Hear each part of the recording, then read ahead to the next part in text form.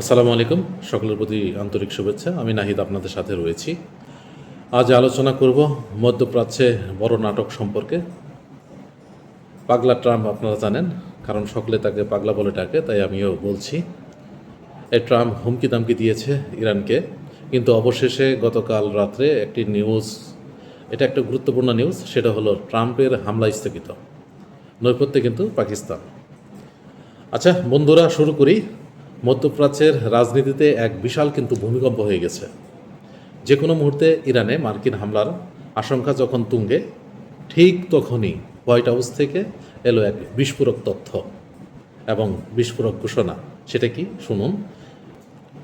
President Donald Trump ওরফে পাগলা Trump হঠাৎ করে তার সম্ভাব্য হামলা স্থগিত করেছেন।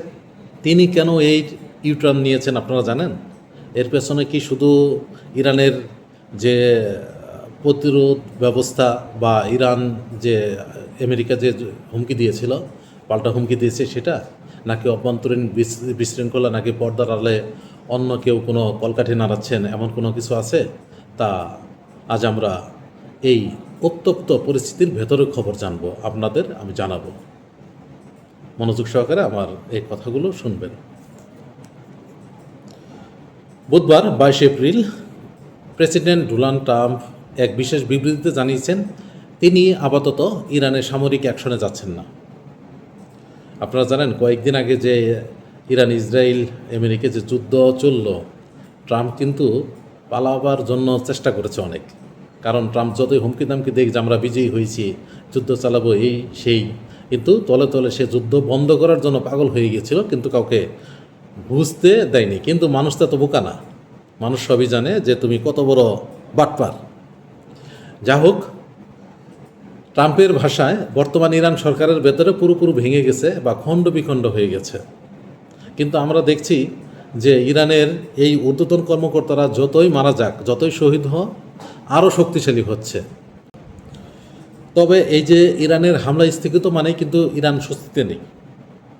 কারণ ট্রাম্প পরিষ্কার জানিয়ে দিয়েছেন সামরিক অবরোধ অব্যাহত থাকবে।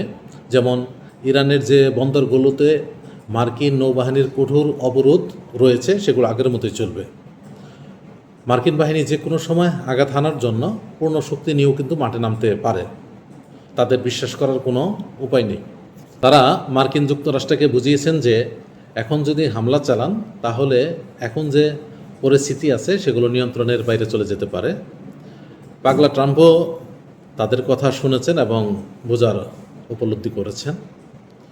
পাকিস্তানের উপপ্রধানমন্ত্রী ইসহাক দার এবং তথ্যমন্ত্রী আতাউল্লাহ আবার গত কয়েকদিন ধরে পর্দার আড়ালে কিন্তু ব্যাপক কূটনৈতিক আলোচনা চালিয়েছেন। এটা খুবই ভালো দিক। ইসলামাবাদ চাচ্ছে যে রক্তক্ষয়ী যুদ্ধ নয়, বরং আলোচনা টেবিলে বসে সমস্যার সমাধান হোক।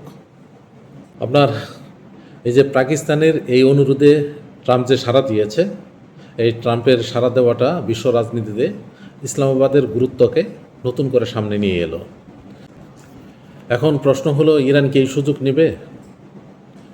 ট্রাম্প স্পষ্টভাবে জানিয়ে দিয়েছেন আলোচনার দরজা খোলা আছে ঠিকই, কিন্তু বল এখন ইরানের কোর্টে। অর্থাৎ তাদের প্রতিনিধিরা যদি দ্রুত কোনো সিদ্ধান্ত গ্রহণ করে বা কোনো প্রস্তাব নিয়ে আসে, তাহলে ট্রাম্প সেটা বিবেচনা করে দেখবে।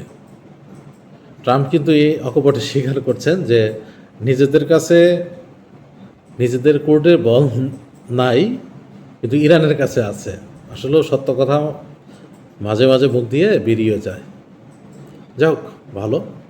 আমরাও চাই না যে যুদ্ধ হোক, কারণ যুদ্ধ হলে সারা বিশ্বের উপর ব্যাপক প্রভাব ফেলে। তাই আমরা চাই সবসময় এই যুদ্ধবিরতি হোক। তারপরেও একটা চিন্তার বিষয়, এই যুদ্ধবিরতি আসলেও কতক্ষণ টিকবে সেটা আসলে ভাবার বিষয়। মধ্যপ্রাচ্যের যে আকাশ, এখন যুদ্ধের মেঘ সরে গেল নাকি আবার কোনো ঝড় আসবে, সেটা এখন দেখার বিষয়।